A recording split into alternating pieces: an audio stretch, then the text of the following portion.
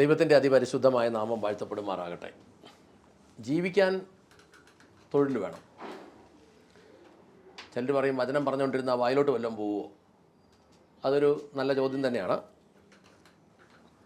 1 യോഹന്നാൻ 2:16 ഒന്നുകൂടെ വായിക്കാം. ജഡമോഹം, കൺമോഹം, ജീവനത്തിൻ്റെ പ്രതാപം, ഇങ്ങനെ ലോകത്തിലുള്ളത് എല്ലാം പിതാവിൽ നിന്നല്ല, ലോകത്തിൽ നിന്നത്രേ ആകുന്നു.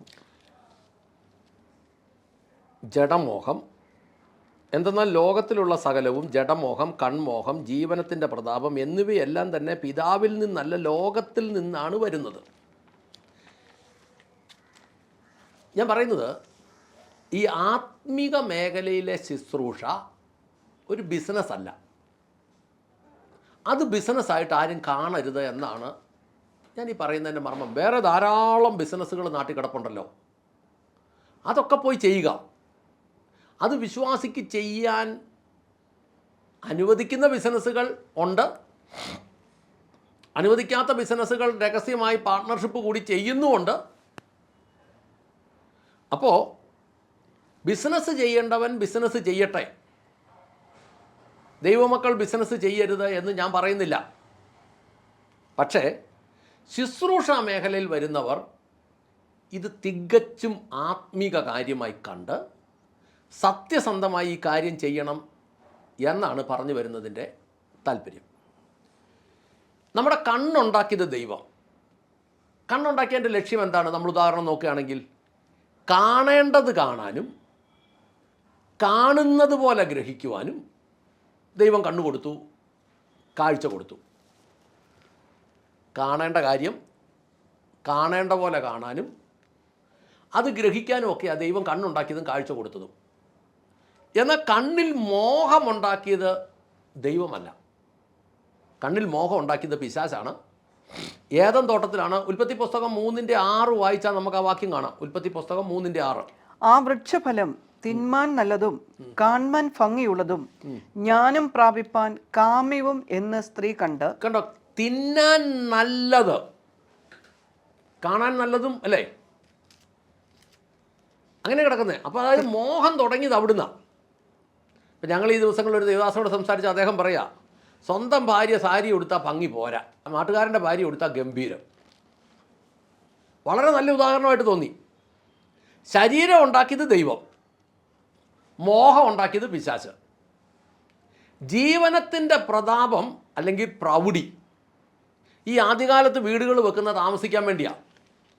എന്നാൽ ഇപ്പം നല്ലൊരു ശതമാനവും പ്രൗഢി കാണിക്കാൻ വേണ്ടിയാണ്. ഒരു ഉദാഹരണം പറയാം.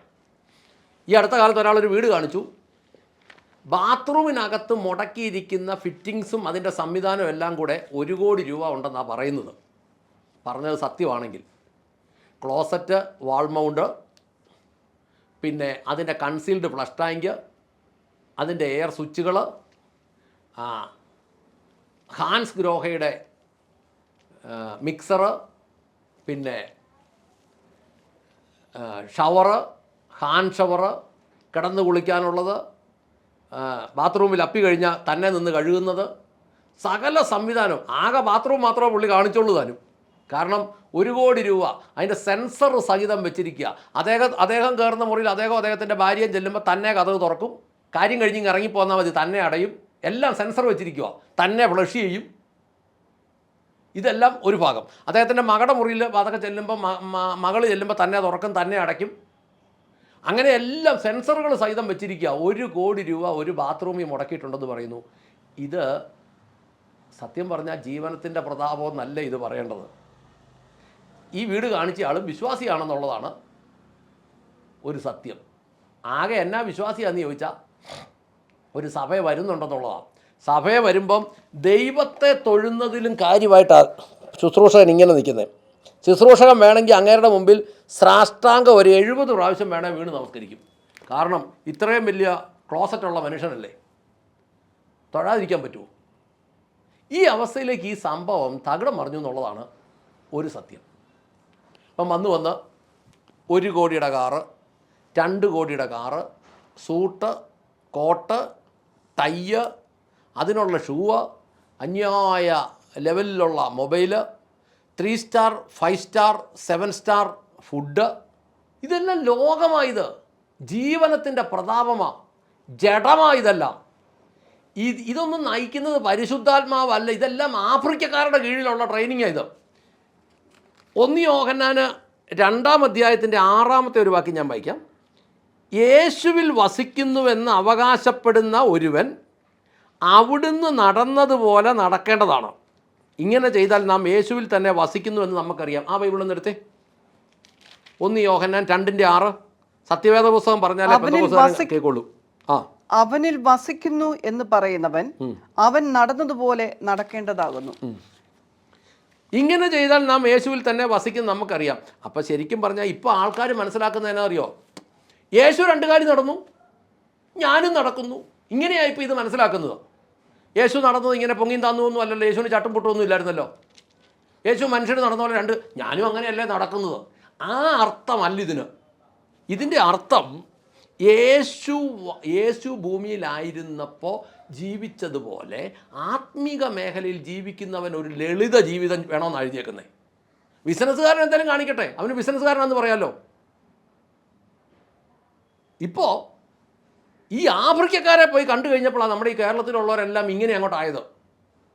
അതിനു മുമ്പ് ഇവർക്കാർക്ക് ഈ പ്രശ്നമില്ലായിരുന്നു. ഇതിൻ്റെ കാരണം എന്താണെന്ന് 1 യോഹന്നാൻ 2:19 എഴുതിയേക്കുന്നത്. അവർ നമ്മുടെ ഇടയിൽ നിന്ന് പുറപ്പെട്ടു എങ്കിലും നമുക്കുള്ളവർ ആയിരുന്നില്ല. അവർ നമുക്കുള്ളവർ ആയിരുന്നു എങ്കിൽ നമ്മോട് കൂടെ പാർക്കുമായിരുന്നു. എന്നാൽ എല്ലാവരും നമുക്കുള്ളവരല്ല എന്ന് പ്രസിദ്ധമാകേണ്ടതല്ലോ. ഇതാണ് ഇതിൻ്റെ കാര്യം. ഇവരൊക്കെ തുടക്കത്തിൽ ഇവരെല്ലാം നല്ലതായിരുന്നു. എനിക്കറിയാവുന്ന ഈ ഇപ്പോഴത്തെ വലിയ പ്രഗത്ഭരായ പല ന്യൂജൻകാരും തുടക്കത്തിൽ വളരെ നല്ല ആളുകളായിരുന്നു, നല്ല സാക്ഷിയുള്ളവരായിരുന്നു, നല്ല ശുശ്രൂഷകരായിരുന്നു, ജീവിതമുള്ളവരായിരുന്നു. പക്ഷേ എല്ലാം ഈ ആഫ്രിക്കക്കാരൻ്റെ കീഴെ കൊണ്ട് തല വെച്ച് കഴിഞ്ഞാൽ ഇതെല്ലാം വീണുപോയത്. ഈ അടുത്ത കാലത്തും തെക്കൻ കേരളത്തിൽ ഒരാൾ പോയി പെട്ടിട്ടുണ്ട്. അപ്പോൾ അതിൻ്റെ കാരണം പറയുന്നത് അവർ നമ്മുടെ ഇടയിൽ നിന്ന് പുറപ്പെട്ടവരെങ്കിലും നമുക്കുള്ളവർ ആയിരുന്നില്ല. നമുക്കുള്ളവർ ആയിരുന്നെങ്കിൽ അവർ നമ്മോടൊപ്പം പാർക്കുമായിരുന്നു. ആരായി നമ്മൾ? അതാണ് യഥാർത്ഥ ദൈവമക്കൾ. എൻ്റെ അപ്പൻ്റെ പേര് പിതാവ് എന്ന ദൈവമായതുകൊണ്ട്, യേശു ക്രിസ്തു എന്നായതുകൊണ്ട് ഒരു യഥാർത്ഥ ദൈവമക്കളുടെ അപ്പൻ്റെ പേര് അതങ്ങനെയാണ്. അങ്ങനെ ആയതുകൊണ്ട് എൻ്റെ അപ്പൻ്റെ വാക്ക് വളച്ചൊടിച്ചാൽ അത് തെറ്റാണ് എന്ന് ഞാൻ പറയണം. എൻ്റെ അപ്പൻ അങ്ങനെയാണ് ഞാൻ പറയണം. നമ്മുടെ ഭൗതിക അപ്പന്മാരെക്കുറിച്ച് വല്ലതും പറഞ്ഞാൽ ഉത്തരവാദിത്തമുള്ള മക്കൾ ചാടി വീഴുകയല്ലേ, സ്വന്തം അപ്പനാണെങ്കിൽ. എന്ന് പറഞ്ഞ പോലെ തന്നെ യേശുക്രിസ്തുവിൻ്റെ വചനം വളച്ചൊടിച്ചാൽ ഒരു യഥാർത്ഥ ദൈവ പൈതൽ അതിന് മറുപടി പറഞ്ഞേ പറ്റുള്ളൂ. പറയുന്നവൻ മകനാണ്, പറയാത്തവൻ ജാരസന്തതിയാണ്. ഈ സഭകൾക്കകത്ത് പോയിട്ട് ഈ വളച്ചൊടിക്കുമ്പോൾ കേട്ട് നോക്കി വായും പൊളിച്ചിരുന്ന ആമയും പറയുന്നവൻ ഈ വചനം വളച്ചൊടിക്കുമ്പോൾ അത് കൃത്യമായിട്ടും അത് അങ്ങനെ അല്ലെന്ന് പറയാത്തവൻ ജാരസന്തതിയാണ്. ഈ പ്രസംഗിക്കുന്നവനും ജാരനാ, അതുകൊണ്ട് അവൻ മാറ്റി പറയുന്നത്. ഇനി ഒന്ന് വായിച്ചേ, യാക്കോബ് 4:4 വായിച്ചേ. അത് ആ ബൈബിളിലാണ്, ഈ സത്യവേദ പുസ്തകത്തിൽ അത് കറക്റ്റായിട്ടുള്ളത്. വ്യഭിചാരിണികളായുള്ളവരെ, ലോകസ്നേഹം ദൈവത്തോട് ശത്രുത്വമാകുന്നു എന്ന് നിങ്ങൾ അറിയുന്നില്ലയോ? ആകയാൽ ലോകത്തിന്റെ സ്നേഹിതനാകുവാൻ ഇച്ഛിക്കുന്നവനെല്ലാം ദൈവത്തിന്റെ ശത്രുവായിത്തീരുന്നു. അതായത് സത്യവേദ പുസ്തകത്തിലാണ് ഉള്ളത്. NIV ബൈബിളിൽ അത് കുഞ്ഞുങ്ങളെ എന്നാണ് എഴുതിയേക്കുന്നത്. കുഞ്ഞുങ്ങളെ, നിങ്ങൾ ദൈവത്തിൽ നിന്നുള്ളവരാണ്, നിങ്ങളത് ജയിച്ചും ഇരിക്കുന്നു. എന്തുകൊണ്ടെന്നാൽ നിങ്ങളിലുള്ളവർ ലോകത്തിലുള്ളവരെക്കാൾ വലിയവനല്ലോ. അതിനകത്തുള്ള ഒന്നുകൂടെ വായിച്ചേ. അതിൻ്റെ തുടക്കം പറയുന്നത് എങ്ങനെയാണ്? വ്യഭിചാരിണികളായുള്ളവരെ എന്ന് പറയുമ്പോൾ ഇത് സഭയ്ക്കകത്തുള്ളവരോടാണ് ഇത് പറയുന്നത്. വ്യഭിചാരികളായുള്ളവരെ. നമുക്കിപ്പോൾ കേരളത്തിലെ ഒരു പ്രശ്നം എന്താണെന്നറിയാമോ? നമുക്ക് എന്ത് ചെയ്യാം, വിശ്വാസികൾക്ക് എന്തും ചെയ്യാം, പക്ഷേ പറയുകയാണെങ്കിൽ അത് ബൈബിൾ ഭാഷയെ പറയാൻ പറ്റുള്ളൂ. അപ്പോൾ ഈ വ്യഭിചാരിണികളെ എന്നുള്ളത് എങ്ങനെ പറയാമെന്നറിയാമോ? ക്രിസ്തുവിൽ പ്രിയപ്പെട്ട, അനുവദിക്കാത്ത ബന്ധം നടത്തുന്ന സഹോദരീ സഹോദരങ്ങളെ എന്നേ പറയാൻ പറ്റുള്ളൂ. വ്യഭിചാരികളെ എന്നൊന്നും പറയാൻ പറ്റില്ല. പറഞ്ഞാൽ കാലേ വാരി തറയിലടിക്കും ബന്ധിക്കൂട്ടുകാർ, അല്ലേ വിശ്വാസികൾ. അപ്പോൾ അതിനുള്ള സംവിധാനങ്ങളൊക്കെ വിശ്വാസികളുടെ ഇടയ്ക്കുണ്ട്, കൊട്ടേഷൻ ഗ്രൂപ്പ് വരെ ഉണ്ട്. പക്ഷേ യാക്കോബ് ഇത് എഴുതി വെച്ചിരിക്കുന്നത് ഇങ്ങനെ തന്നെയാണ്. സത്യവേദ പുസ്തകത്തിൽ അത്ര കറക്റ്റായിട്ട് എഴുതിയിരിക്കുക. സത്യവേദ പുസ്തകത്തിൽ ഞാൻ കറക്റ്റായിട്ട് കണ്ട ഒരു വാക്യം അത് മൂല ഗ്രന്ഥങ്ങളുമായിട്ട് ആ ഒരു വാക്ക് കറക്റ്റായിട്ട് ഒത്തുവരികയും ചെയ്യും. സഭയ്ക്കകത്ത് ഈ സൈസ് സാധനമെല്ലാം അന്നും ഉണ്ടെന്ന് പറയുമ്പോൾ ഇന്ന് അതില്ലാതിരിക്കുമോ? അതുകൊണ്ട് ജീവിക്കാൻ പണം വേണം, കർത്താവിൻ്റെ വേല ചെയ്യുന്നവൻ അതുകൊണ്ട് ഉപജീവനം കഴിയാമെന്ന് കർത്താവ് പറഞ്ഞിട്ടുണ്ട്. അത് ഫീസ് വെച്ച് മേടിക്കുന്നതല്ല ഉപജീവനം.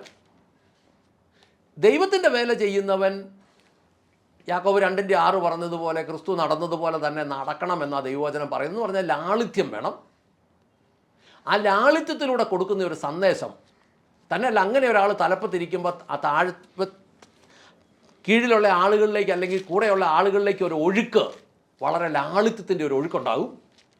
അല്ലെങ്കിൽ ഇവരിലെല്ലാം ഈ ഭോഷ്കിൻ്റെ അല്ലെങ്കിൽ ഈ ആഡംബരത്തിൻ്റെ അല്ലെങ്കിൽ ജീവനത്തിൻ്റെ പ്രതാപത്തിൻ്റെ ഒരു അഭിഷേകം ഒഴുക്കുണ്ടാവുള്ളൂ. പ്രാർത്ഥിക്കാം. സ്വർഗസ്ഥനായ ഞങ്ങളുടെ പിതാവേ, ഞങ്ങളുടെ കർത്താവായ യേശു ക്രിസ്തുവേ, പരിശുദ്ധാത്മാവായി ഞങ്ങളുടെ നല്ല ദൈവമേ, നല്ല ദിവസനായി, നല്ല സമയത്തിനായി, നല്ല സാഹചര്യത്തിനായി സ്തോത്രം ചെയ്യുന്നു.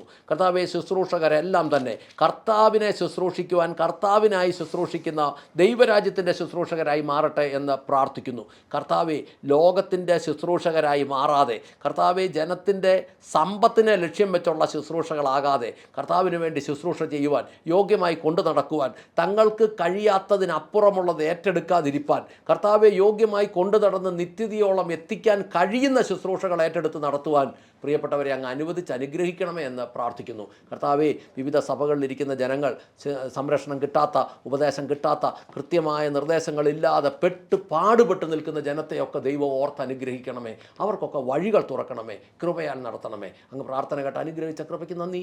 യേശു ക്രിസ്തുവിൻ്റെ ധന്യമുള്ള നാമത്തിൽ തന്നെ. ആമേൻ, ആമേൻ, ആമേൻ.